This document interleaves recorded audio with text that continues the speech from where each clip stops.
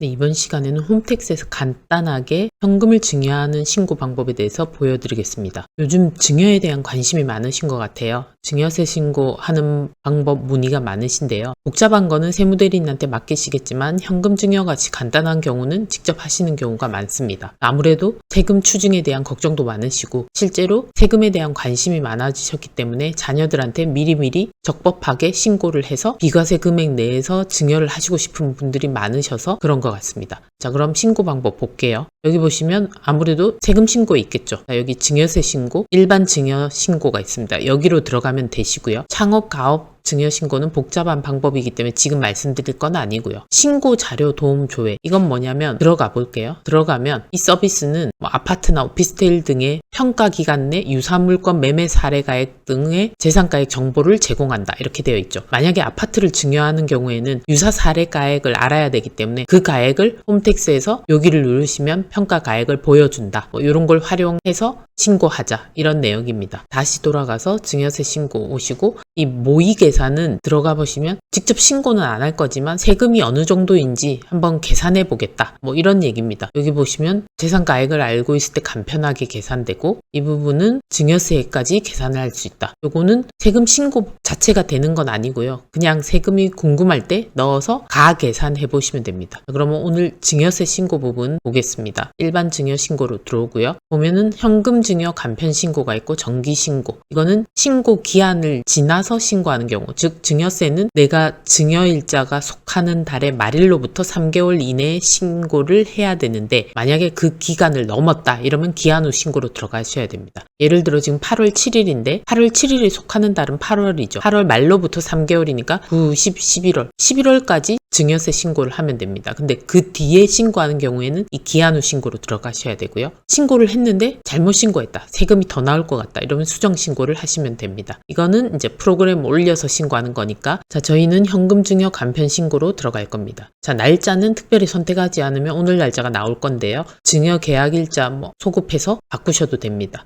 수중자에 내 주민번호가 그대로 나와 있습니다. 자, 홈택스로 로그인하면 수중자가 기본적으로 내가 된다. 자, 그러고 증여하시는 분 주민번호를 적겠습니다. 말씀드렸듯이 수중자의 정보는 주소지까지 다 자동으로 나오게 되어 있습니다. 자, 증여자와의 관계가 중요하죠. 증여자, 즉 증여를 아버지가 자녀에게 줬다. 그러면 자를 선택하시면 됩니다. 그리고 전화번호 적으시고요.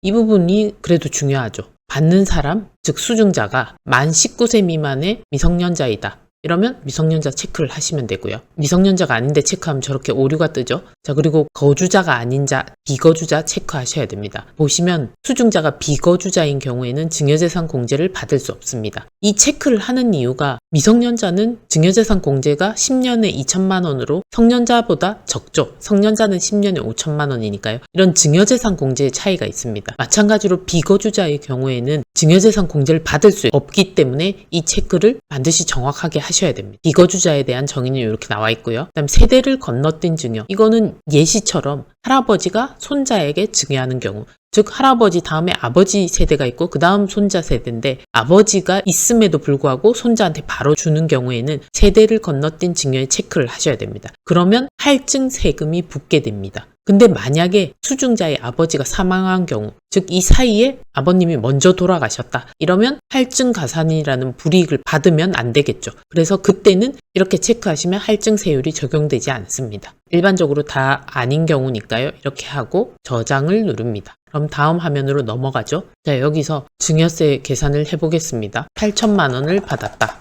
8천만 원을 받았다. 증여세 계산하기를 해볼게요. 자, 직계 좀비속 자를 선택했기 때문에 10년 이내 5천만 원 이렇게 빠지겠죠. 그럼 3천만 원에 대해서 10%, 증여세율 10% 적용돼서 산출세액이 300만 원입니다. 여기 보시면 아까 말씀드린 세대 생략 그 부분 설명되어 있고요. 자, 여기서 3% 신고세액 공제 빼줍니다. 여기 보시면 증여세 과세표준 신고 기한 내에 신고하는 경우에 3% 빼줍니다. 이렇게 하시고 세금이 적기 때문에 일시납으로 납부하셔야 되고요. 저장 후 다음 이동 하시면 이제 8천만 원에 증여재산 공제 5천만 원 빼고 과세표준이 그럼 3천만 원이죠. 10% 세율에 신고세액 공제 빼고 291만 원 이렇게 해서 제출하기 누르시면 최종 신고가 될 겁니다. 근데 여기서 신고가 끝나고 나면 신고 내역 조회 들어가셔서 접수가 잘 되었는지 확인을 해보시고요. 그 다음 이 8천만 원을 증여한다는 증여계약서 작성하셨을 거잖아요. 증여계약서의 양식은 특별히 따로 없습니다. 증여하는 자와 수증자, 즉 주는 사람과 받는 사람의 인적 정보, 주소지, 이름, 주민번호, 연락처 이런 거 적으시고 어떤 거를 증여한다. 뭐 현금 증여라든지 아파트 증여라든지 이런 걸 적으시고 증여일자 이렇게 적고 각자 날인을 하시거나 사인을 하시면 됩니다. 그런 계약서를 파일로 여기 제출하기 쪽에 가셔서 증여세 신고 내역 조회가 되면 거기에 부속 서류 제출 버튼을 누르셔서 증여계약서를 첨부하시면 끝이 납니다. 자, 그리고 신고서 제가 아직 제출을 안 했죠. 그러니까 지금 신고 내역 조회에도 조회하면 아무것도 나오지 않잖아요. 신고를 하기 전에 작성하던 거를 다시 끌어오고 싶을 때 이때 다시 세금 신고로 들어가셔서요. 여기 방금 했던 곳으로 들어가셔서 신고서 불러오기 하면은 좀 전에 신고하던 거 그대로 불러와집니다. 이런 식으로도 불러와지니까 보시면 되고요. 중요한 부분 하나 말씀드릴게요.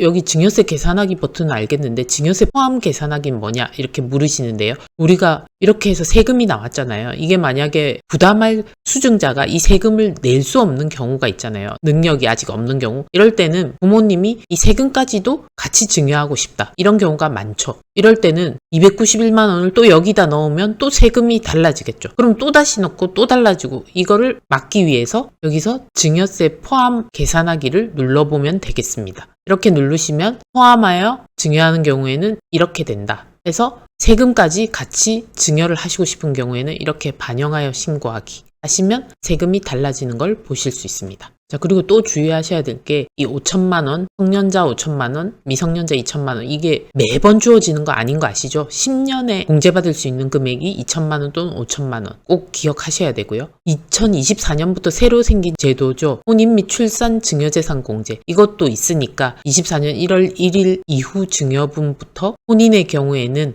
혼인 신고일 전후 2년 이내에 증여받은 재산가액, 그 다음에 출산은 출생일로부터 2년 이내에 증여받은 재산가액 이렇게 체크하셔서 넣으시면 됩니다. 1억까지 공제가 되죠. 자, 오늘은 홈택스에서 증여세 간단하게 신고하는 방법 보여드렸습니다.